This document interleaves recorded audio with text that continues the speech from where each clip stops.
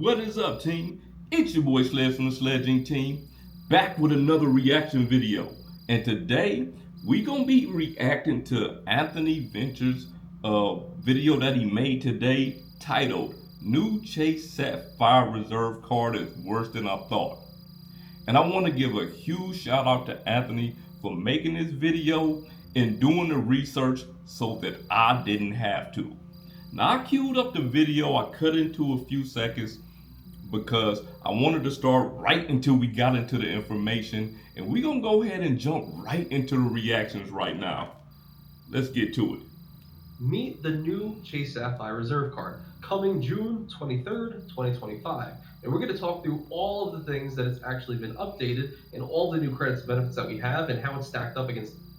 Wow, so we got the new Chase Sapphire Reserve and also the Sapphire Business Card coming June 23rd, y'all. Rumors, but the first thing you need to know before you're going to jump and upgrade this card is that this language exists. That's right. If you were thinking you were going to upgrade this card at a $550 annual fee and reap all the benefits right away, you're dead wrong. Because starting October 26, 2025, that's when you're going to start getting all the new benefits and credit. Wait a minute, hold on. I hope I have this wrong. The new annual fee goes into effect June 23rd, but you don't get access to the new benefits until October. Man, that is trash. That's not just trash. That is trash. I hope I'm wrong on that. I'm hoping what I'm hearing from Anthony I just hope that is wrong. Let's get back to the video. That's that you can see all laid out right here. And yes, you do see a $300 annual travel credit and a $500 edit credit, but we'll talk about it. So just know that these changes are pretty much going into effect June 23rd, but you're not going to get those benefits until October. So like another. Again, why does that make sense? The changes go into effect June 23rd, but you can't take advantage of them until October. So that means that the changes don't take effect until October, right? I mean, if I'm maybe I'm getting this wrong. Let's get back into the video. 6 months from now. So let's go down the list and let's see how the rumor stacked up to what was true. Now, bam, of course, earnings multipliers ended up being exactly true. 8x points on Chase Travel, flights, hotels, rental cars, cruises, activities, and tours. Now, on my tours, 4x back when you book directly with an airline or hotel. But here is the big mom. Hold on, before we get into the next thing you're about to say, 4x points on when you book directly through airlines and hotels. I don't have a problem with that. Like, do you guys have a problem with that? When you're not using points, do you go through a travel portal usually, or do you just book directly through the hotel or the airline? I usually just book direct with them, but that's me. But right here, this is something that most people did not see on their radar, and it's leaving people a little bit shocked and also a little bit disappointed. Well, one, you're actually still retaining the $300 most flexible, as they say themselves, travel credit in the entire game. So yes, for anybody who's... Wait a minute.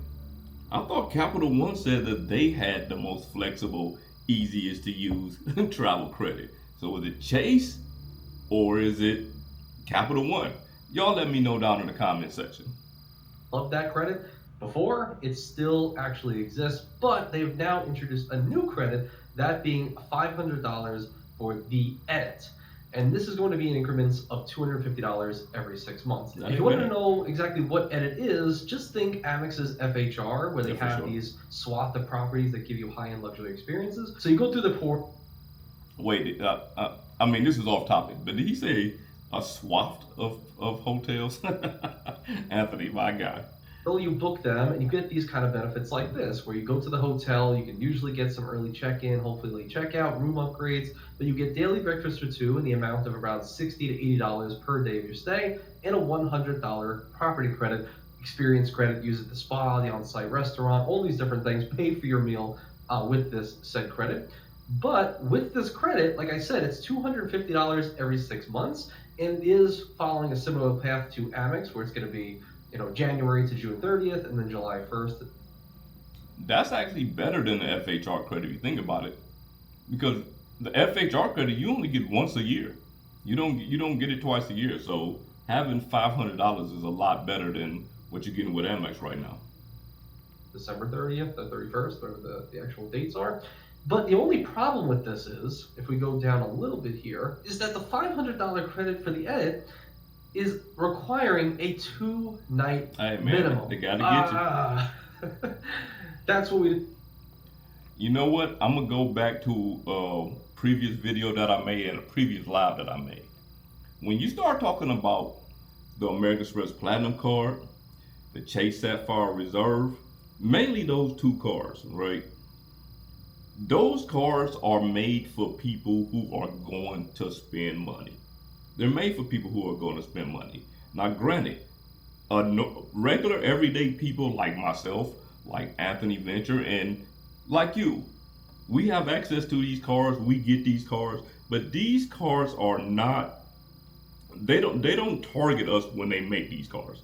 When they come up with the benefit for these cards, they are not targeting us. They're targeting heavy spenders, people who spend a lot of money.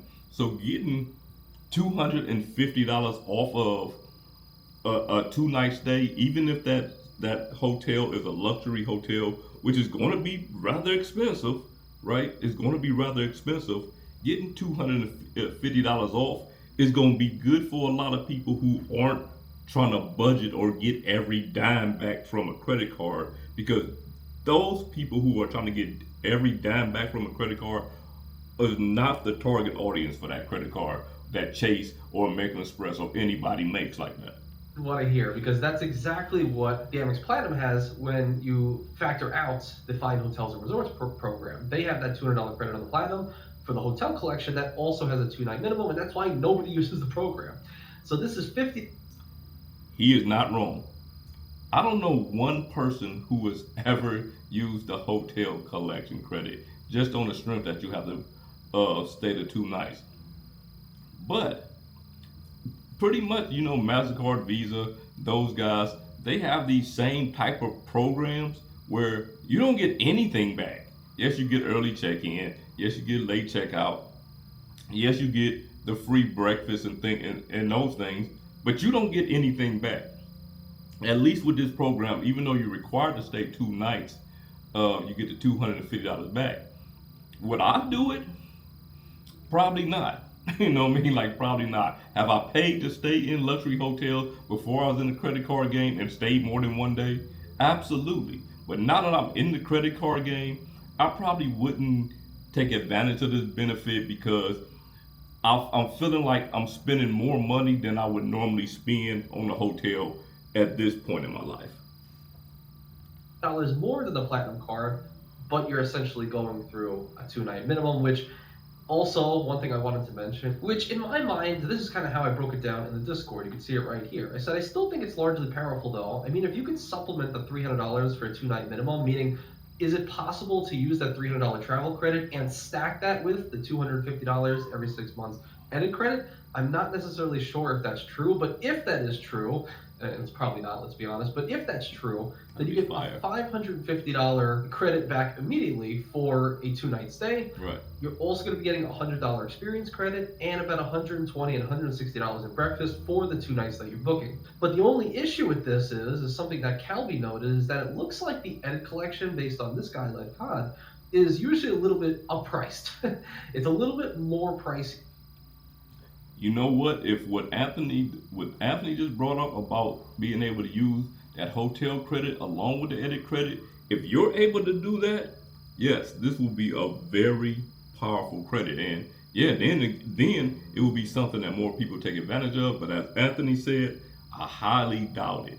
And I also looked at these edit hotels. Yes, they are, from what I saw, they are priced higher than they would be if you booked them directly. So to go through edit, and I've not seen this with edit, but I've seen this with Capital One's Premier Collection, but I have not seen it with Amex's FHR, Fine Hotels and Resorts, and MasterCard. So on average, he mentions here that you're going to be paying about $100 to $150 in an upcharge just by booking through the edit program. That's crazy. In some cases, I don't know if it's 100% true, on, but he Chase. mentions in some cases, On, which would Chase. thereby kind of trash. cancel out a lot of that $250 credit That's anyway trash. that you would get. So maybe an effective $100 or $150 in credit, thus eating into the value you'd be getting on this card. Not even to mention how expensive the actual properties actually are. with the edit collection. They're higher end properties, they're usually just more luxurious. I tend to really See, not that, then I feel like they're trying to get over on us. If I feel like people complain about Uber, Uber Eats upcharging you. Imagine a luxury hotel. That's an overcharge on a whole nother level.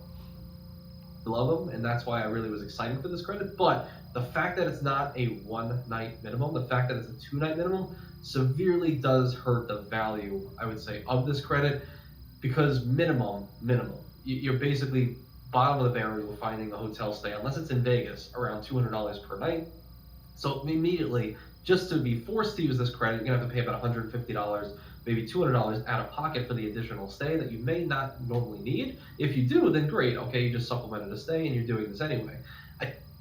I mean, even in Vegas, it depends on which hotel you choose. Like, I've stayed in FHR properties in Vegas, and some of them are pricey, some of them not so much.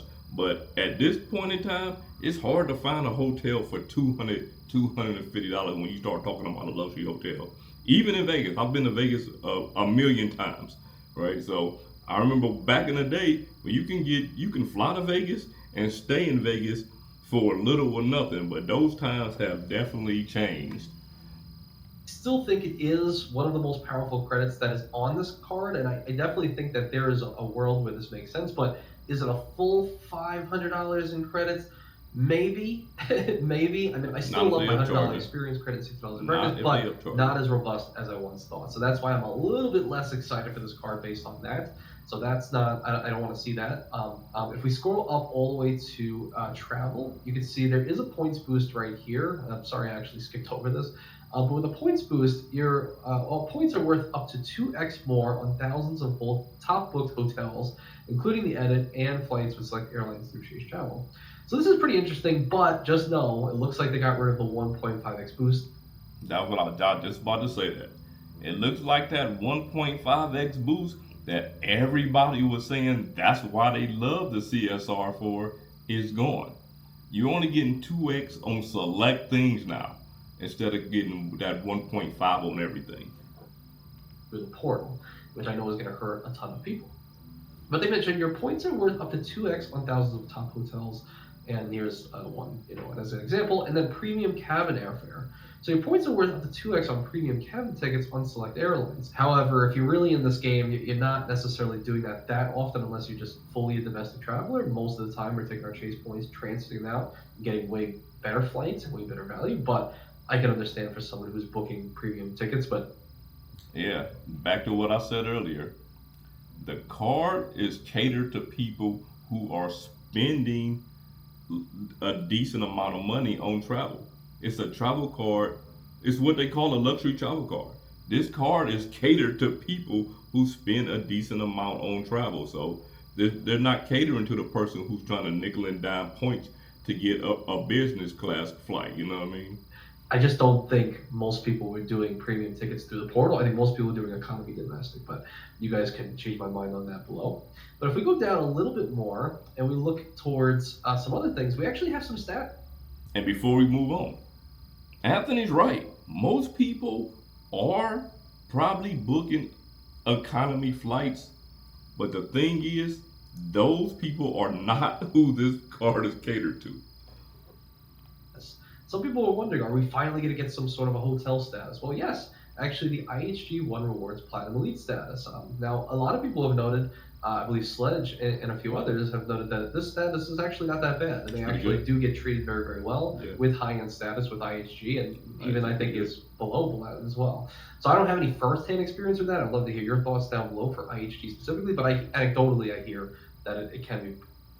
Yeah, I have IHG Platinum status. And yeah, it's pretty good. I think the only status above it is Diamond. And I know Diamond members get to have the upfront parking out there. They get to park right in front of the building. They get a higher boost on their points. But I don't know if it's that much of a difference. I'd love to be Diamond, of course. I would. But right now I have Platinum, and sounds like the new Chase Sapphire. No, it don't sound like it. The new Chase Sapphire Reserve will be giving you IHG Platinum status. pre-med. Platinum So at elite least we have status. some sort of hotel credit, right? Or hotel status, I should say. We're still going to retain the global entry TSA pre-check, and it's one of the only cards that has the Nexus credit, so very cool. It looks like we still have the same level of insurances that I saw earlier, so I don't think there's really any changes here. However, if we go down a little bit more, now we get to the dining section. Now, the dining section is also what I was pretty interested in. And it mentions here up to $300 annually in statement credits when you dine with the Sapphire Reserve exclusive tables. What is exclusive tables? But you can see right here, the Sapphire launched in just April 18, 2025, so just a couple of months ago, this new dining program, and they mentioned to elevate your dining game. So just think in some way. So basically, what he gonna get to is, and I haven't even seen this part, Chase essentially had just started their own recipe, like American Express and a recipe program. So everybody's trying to get these dining things. They want to make the card to where it does everything for everybody when you get into these luxury cars. So I'm pretty sure that's where they're going with this. Resi or Open Table, a platform to be able to book reservations through, but also in some cases actually give you some perks by booking through the partner restaurants. Sometimes you can get some wine or free dessert and stuff like that. Or I don't know if sometimes this you get one will nothing. do that, but it's just some extra information for your liking. The only problem with it though is that the program only currently covers restaurants in more than 25 cities, but they're looking to expand that over time, which we know they're going Wow. to do. I mean, everyone's trying to get into the That's dining more. game now. Amex with Resi and Talk. Man, 25 cities is very small. You think about how many cities are in the United States. Think about how many cities are in your state alone. 25 cities, that's a very small amount of cities. The Bilt Dining Collection. Everyone wants to have their own loyalty program with these dining programs. Essentially, they want Sure. this card to be your everything card. We want to handle Yeah. everything that you would want in a Basically travel what I said. experience. Your hotels, your flights, and your restaurant experiences. Yeah. And it mentioned here it is broken down in typical fashion. Get up to $150 in saving credits from January to June, and again July to December for a maximum of $300 for the entire year. Okay. Damn, I gotta pause that again.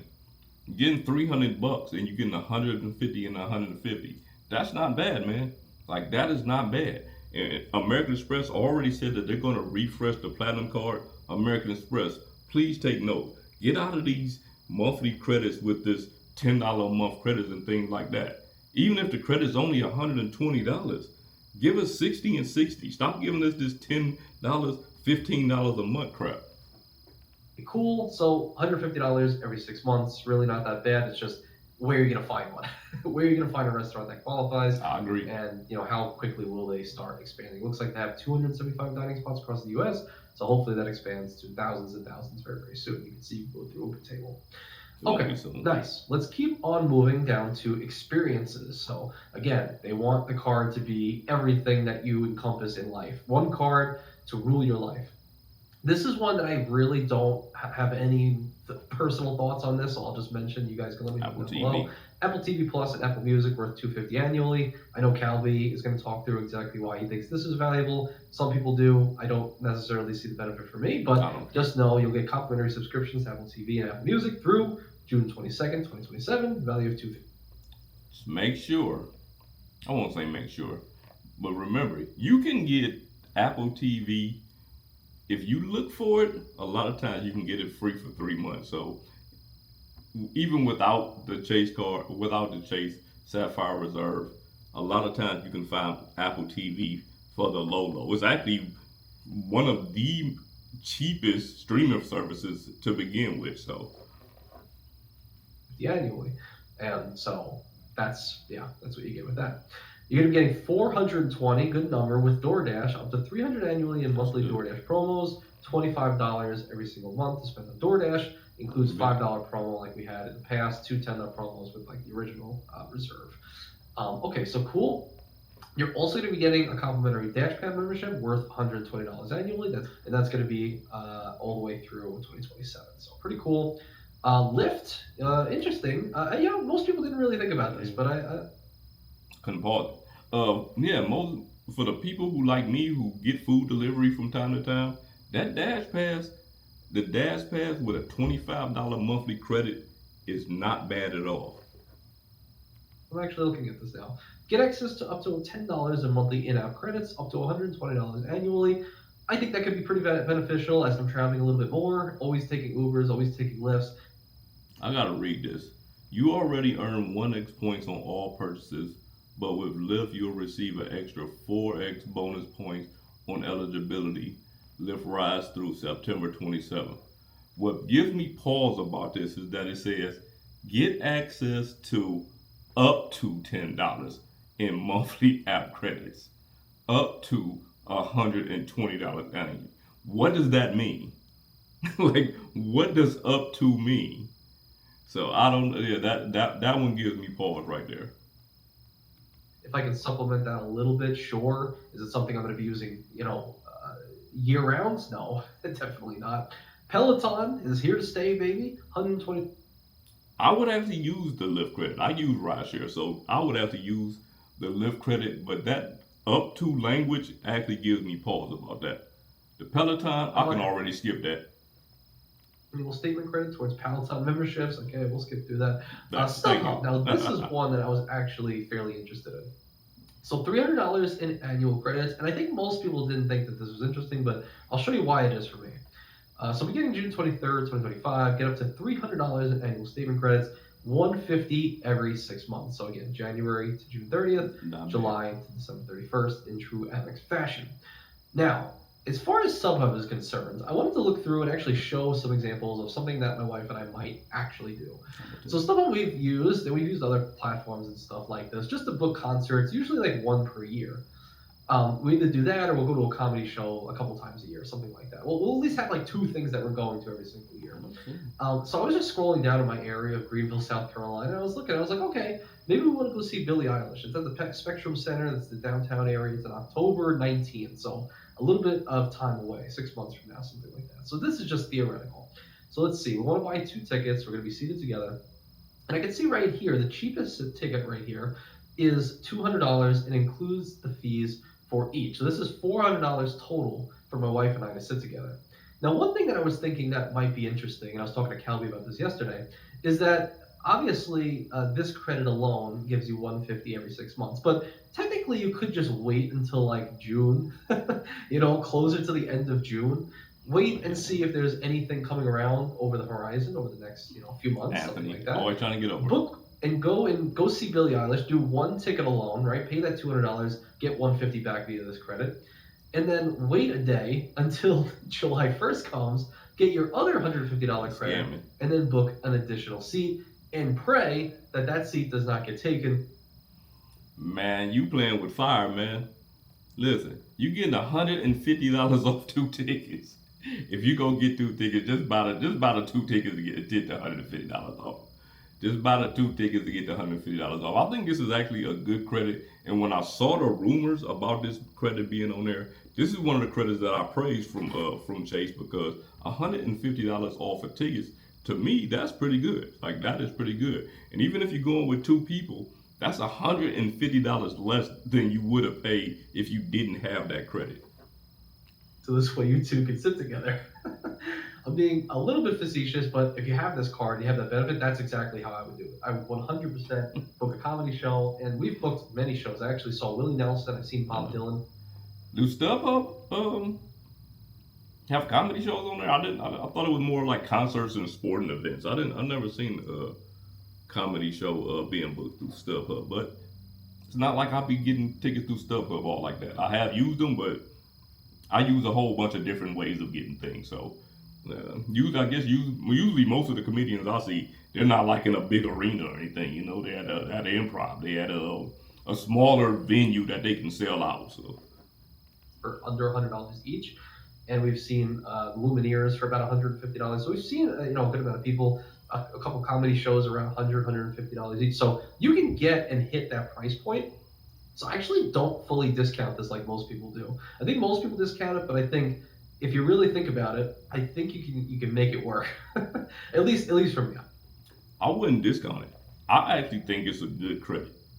Like I say, if it was $400, if I was paying $400 for 2 tickets and I can get $150 off of that because by using that, and then in the second half of the year I go somewhere else, right? I go somewhere else because I like to travel out of town for sporting events and things like that, especially sporting events. Travel out of town for sporting events. I've traveled out of town for comedy shows, but like I say, I don't know if they have I don't know if StubHub sells tickets for comedy shows. They may. But anyway, I have traveled out of town for different events. And if I can do that twice a year and get $150 off both times, I would do it. I know I can make it work with how often we're going to these concerts and stuff Twice like a that. year, So I thought that Anthony, was twice a interesting. year. But of course, I'm kind of in the minority, I think, with this card. But again, I'm not as excited as I was before. I was never excited. Okay. Can't lie to Sorry, you. I'm sick. So now, what do you get after spending 75K? So much like on the rumors, a lot of people joked about it. Spend 75K on your card, you get a $500 Southwest. Here we go again. I mean, I couldn't pause it. Y'all saw me. I couldn't pause it. But here we go again. These are the benefits if you spend $75,000 on a card. This card is catered toward high spenders. Airlines credit. Okay, cool. $500 towards Southwest. Very nice. You get A-list with Southwest and $250 shops at Chase credit. And the shops is, we still don't know, actually. I'm assuming. Out of all of this, the IHG One rewards Diamond Elite status. Of course, I would take that because I'm staying at IHG properties a lot lately. $500. I don't even fly Southwest. I mean, no particular reason. I'm not knocking Southwest. I just don't fly Southwest. But if I got a $500 Southwest credit, and I'm pretty sure they probably break it down in 250 and 250 twice a year. But I would fly Southwest if I got $250 off a ticket and then $250 off the next time. Just the shopping portal, you can use that. But I mean, it depends. Are you going to be spending 75K? You can look into it more. And then you get IHG Diamond Elite status. So on top of that, so that's all the changes. So at least before we move on to the business version of the reserve that also was released and has a crazy minimum spend, in my mind, this card is for, again, all of these cards, as I said in the video yesterday, all they want to do is have one premium card to rule your whole life. I've been saying this whole video. If they can set up your flight and your hotel and give you an experience in the hotel, and hopefully there's a Sapphire reserve table in that area and they can book that dinner for you, maybe it's a Valentine's Day, maybe it's a birthday, something like that. You can also on that stay do a concert or a comedy show, something like that, and basically just curating an entire experience. Like I said many times during the video, they're looking for high spenders. Somebody who's spending money like that, more than likely, it doesn't have to be an occasion for them to go somewhere. They're going somewhere and spending money on that Chase Sapphire Reserve because they have the money to do it and they can. It's using that sole card, that one card, then I think that's the goal. And obviously, most of these partnerships keeps money in the family, right? The Edit Collection they own keeps money in the family. Sapphire Reserve they own keeps money in the family. For sure. And then they have these extended partnerships and whatnot. Okay, so now let's look at the Sapphire Reserve business. An all-new card, sports the same annual fee of $7.95, and much like the personal version of the Reserve, it looks like all the other categories are pretty much the same, with just a couple of differences, like 3x back on advertising purchases, social media sites, search engines, uncapped. So 3x back and all that could be a workhorse. The Reserve business also has a $200 annual workspace credit. It's something that I actually could probably benefit from. I don't know about the workspace credit. I understand that it's a business. I understand that it's a business credit card, but not everyone. I use Google Workspace, but I don't know if everyone uses Google Workspace. So, just from some back-end stuff on. And again, this is the Chase Sapphire business version that we just jumped into. We did the personal first. Now we're on the business website, whatever. So that's interesting. $100 on. Wait. They have a $400 annual Zip Recruiter credit. Again, some people might be able to take advantage of that, but I think it's a very small amount. Like a very small amount of people might be able to take advantage of that as far as business goes. Like some businesses might use Zip Recruiter, but there are a lot that don't. Cards.com, I mean, oh wow, man, Amex. I had to pause this already. $100 gift card.com credit.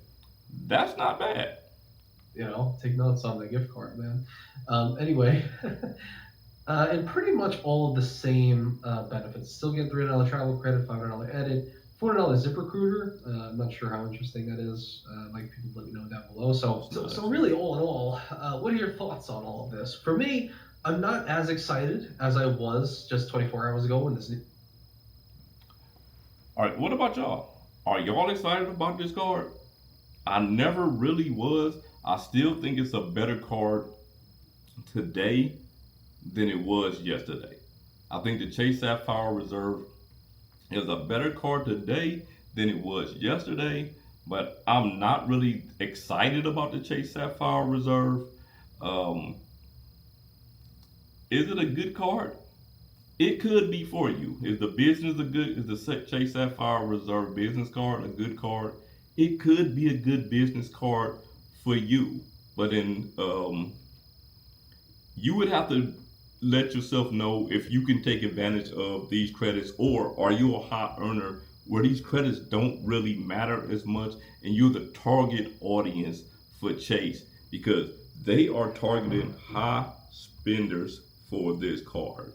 But that's it, man. What do y'all think? Are y'all gonna apply for the Chase Sapphire Reserve?